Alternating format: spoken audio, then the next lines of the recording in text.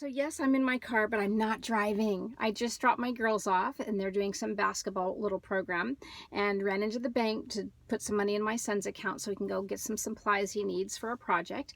And I have a little bit of time, between the waiting for the kids to be done with basketball and wanted to share some ideas. The first thing that was really coming up for me this morning was my own fear, my own, kind of panic over what I'm doing, this new phase of my work that I'm embarking on, this new offering that I'm giving you, this intuitive artist coming out in a public way by offering up Whole Soul Revolution, a show, right? And as I was, a little bit concerned, let's say, about what is it that I'm going to say? What is it that I have to offer? Who am I? What am I thinking? What am I getting into? I, had a little thought come to me, and the thought was really more of a memory, and I want to share that with you. When I first started doing readings professionally 10 years ago, I had a woman come to me because, I was offering free readings at the time, and she was somebody I knew. And she was so impressed with what I said, which whatever that might have been, I don't remember, that she sent her husband. It was free. Why not? So here he came. He knew nothing about getting readings or anything like that. And of course, the way that I work happens to be question answer based. So of course, he had to come with some questions. Now, in all honesty, I don't remember what he asked, but let's just kind of guess that it was something around his work. Should he continue to do the work that he's doing, or what's his best path, or anything like that? And, it was all new to me, but sure enough, this is when I started seeing the pattern in how I work, that I started to really see people in a very deep way. And so in that, session, I shared with him what I saw in him. And again, I don't remember the specifics. I just remember it was, that he was big-hearted and that he was here to bring a certain energy and gift to the planet. And, it was all yummy, juicy, and to him, probably somewhat impractical. In fact, as he was walking out the door, sort of in this higher state, because I, have seen that happen when people are at the end of their session. It's like, whoo, they're a little bit in the ethers like me. He looked at me and he said, well, what do I tell my wife? And I just was like, that it was lovely. I don't know. But really, his question, and we talked about this more in the parking lot, was, what is he to do with all this information? Here he was, doing his life and doing his job, and it was providing, money for his family and supporting them. And it was quite practical, and may not have been what he loved, but he was good at it.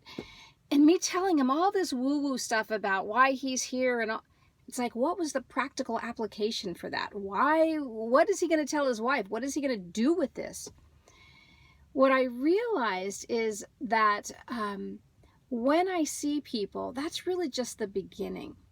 So that's why in the first episode, I wanted to give you a little inkling of what it is that I see in people again and again and again. And I offered up some definitions. So what I see in me and what I present in many ways is this intuitive artist with these expressions, whether they are doing a reading or whether they are, creating something. In fact, I'm sitting right in front of a craft store here. And so when I'm done, I'm going to go in this craft store. Anyway, so it's this artistic idea of allowing flow to come through us, this, harnessing our creativity and allowing it to come through us. The other was playing with the word channeling. Again, a lot of artists talk about being in the flow or, just really in the zone, whatever you want to call it. If you're a musician or even if you're engaged in a really incredible new work opportunity, a lot of times you can get so focused because you're in the zone. But also I wanted to bring up channeling because so many people put a lot of emphasis on people who know how to channel and they got all this information and I don't have this information. And I just wanted to kind of demystify that. And then, of course, this idea of being a mystic. And again, it's just a word. But it's an important word for me because what it implies is that inner undercurrent, that part of ourselves that is spiritual, that it has come here for something bigger. So like this client, you may be wondering, so what if I'm an artist? Or so what if I'm channeling? Or so what if I'm a mystic? What do I do with it? So my intention, the intention of this show, was not to sit there and just sprinkle you with all this, oh, you are all love, you are all divine, isn't this lovely? But to give you actual tools and support in learning how to apply that, and learning to decide for yourselves, what do I do with that, right? And the reason that I'm doing the show in this kind of a format, where it's a so-called reality format, where I'm, sitting in my car and sitting in front of the craft store and waiting for my kids to get out, is that I wanted it to be accessible and tangible for you, so that you can see that wherever we are, whether we are sitting in our car or whether we are in a group meditation or whatever we're doing, we have access to who we are on a deeper level to pull forth. All right. So I will share with you in this particular episode more practical applications on what to do with it. All right. It won't be like complete by the end of this, little show that you're going to know everything that you should do with your mysticism and boom, your life's going to change. It won't be like that, but it will be sprinkled not just in this show, and I'll focus on it in this show, but it'll be sprinkled, of course, throughout the series. So with that, we'll talk when we get inspired again. All right. So my doggy and I just went to the dog park. We had about an hour to spare while we waited for my girls to finish swimming, and now I'm just waiting out in front of the gym here for them to come out. And I wanted to share with you about this idea of bringing that mystical quality into our own lives, and why is it practical and how it could be practical. And of course, this is just going to be a little snippet, because this is really the essence of what I'm bringing through, is this idea of how do we really live into our own lives as spiritual human beings. When I was at the dog park, there was a woman who came over and asked me about my dog and what kind of a dog I have. And we had a conversation around dogs, right? I didn't go into anything strange like, well, did you know that I'm a psychic and I can, have a reading for your dog if you want, which I really particularly don't necessarily read dogs. But nonetheless, it didn't have to come up. It didn't have to be part of our conversation. So coming out of the closet per se doesn't mean that everywhere I go I have to say, oh, by the way, did you know that I'm an intuitive? Oh, by the way, did you know that we're all made from this, divine source and it's coming through us all the time? No. But what instead I have learned to do is to simply allow that knowing of who I am to just run through my system in a comfortable way, not in a, does she know? Does she not know? Should I tell her? Should I not tell her? It's really not relevant in that situation now, is it? In terms of what I was sharing earlier about this client who said, okay, so what do I do with this? Well, we are always at free will. We don't have to do anything with it. We don't have to do anything with the fact that we know who we are. However, if it feels like we're keeping it a secret, it's doing something to us. It's having us sort of keep that part of ourselves to ourselves in such an uncomfortable way that it starts to show up in various ways. One way it shows up that I see is that it will lead to a sense of feeling isolated and lonely, and that we don't know who to share our truth with. I was in the middle of a sentence when my husband called and interrupted the last video, but I want to continue with the idea of this truth, in which is important for us to speak of. So by knowing more about ourselves and by allowing that truth to come through us, we align with our essence. And why this is important is when we hold back our truth, when we don't express it, and I don't necessarily mean at the park when we're, talking to a stranger, but in our everyday lives, then it starts to show up in other ways. So it can show up in a real life crisis, for example. It could be, your marriage is ending, your job is ending, whatever it is, and you're going, oh my gosh, I can't believe this is happening. But it can also show up in these more subtle ways that start to build. So for example, if what you're doing is repressing yourself from speaking your truth, from moving in that direction of saying, this is what I want, this is what I am, then all this energy starts to show up, let's say around that whole throat area of not being able to speak your truth. And you can end up with things like sore throats, or something bigger over time, or just feeling that sense of not being able to really say what I want to say. In terms of not pursuing what you really want to be pursuing because you've denied it and haven't recognized it, it can show up in ways of feeling, just isolated, depressed, separated from what you want, but also from other people because you're not expressing and allowing yourself to be who you are. So in those ways, the practical application is that it prevents a lot of these other things from accumulating and happening later on. So I have a funny story. My husband does home repair, and one of the things that he will get called on are really basic things like, my refrigerator is not working, or my, dishwasher is stopped up.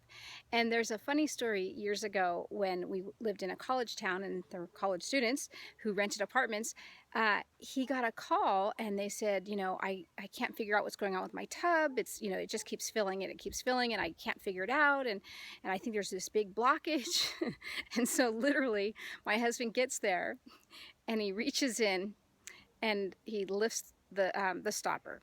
And it wasn't necessarily one of those literal little round plug stoppers. It was just flipping that little diverter, or whatever you want to call it, not the diverter, whatever it's called, to let the water go out, to unclog the issue. So it wasn't even an issue. And so here he was, getting paid whatever he was getting paid to really just go and open the valve so that the water can drain.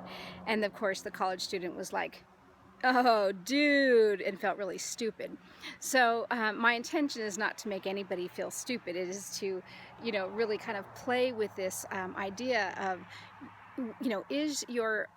do you really have a clog in the pipes, or is it a matter of just flipping it and lifting it and letting it open up and letting the water drain? And that water being our energy, our flow of who we are coming through us. Because if it isn't, it's going to keep filling up, and pretty soon it's going to overflow and we're going to go, oh my gosh, look at this mess. What is that mess? Is it things falling apart in your life? What is that mess? Or perhaps it leads to some other issues in terms of the sadness and such. What I would like to invite you to do is look at ways in which you can ask yourself, where am I not living my truth? Where am I sort of keeping myself hidden or keeping myself contained in some way? And really, they may be small ways, but it's something that you can look at. All right. So I want to take a little bit of time to summarize this week's episode and really go back to that question. What do I do with it? Well, you don't have to do anything because you are always at free will. But what you can do is allow. If you have a sense of who you are and you start to allow that rather than repress it, fight it, bury it, avoid it, it opens up so many more opportunities for you to experience joy. When we are seeking joy, we often in our culture get caught up in seeking simple pleasures, finding something like food or entertainment or companionship that will make us happy for the time being.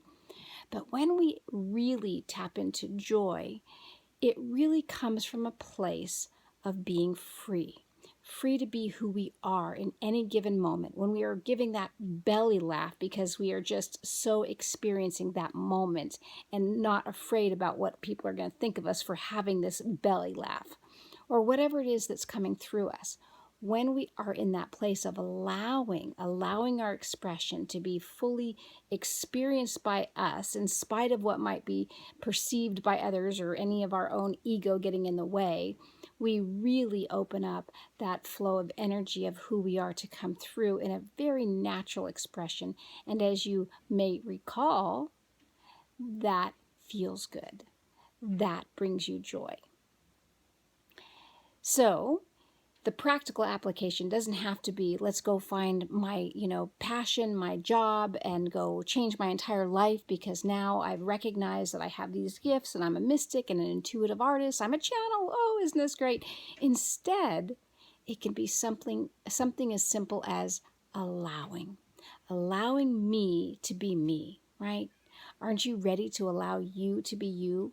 Wouldn't that feel so freeing and so good to just be who you are in any given situation, in any given moment, and just say yes to that? No more hiding, no more being afraid, no more trying to figure out what should I tell my wife or anybody else for that matter. So, just food for thought. See if you can, for the moment, just this moment, breathe into that place of allowing. What would that feel like to really be you? What would that feel like to have access to your gifts? It doesn't have to be anything bigger than simple joy. So, speaking of which, enjoy the week. Oh, and by the way, welcome to my home.